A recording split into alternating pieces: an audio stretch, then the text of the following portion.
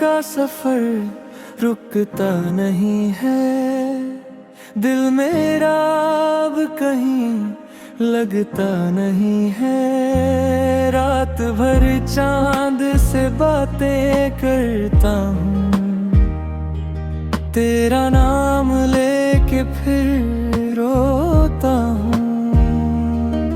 जो सपने हमने मिलकर सजाए थे, वो आज भी मेरी आंखों में बसाए।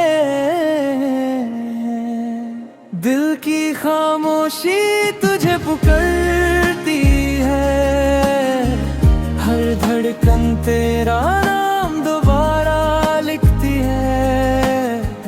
तू दूर सही फिर भी मेरा है, मेरा हर गीत सिर्फ तेरे लिए बना है। बारिश की बूंदें तेरा एहसास लाती हैं, सूनी सी राहों में तेरी याद जगती है।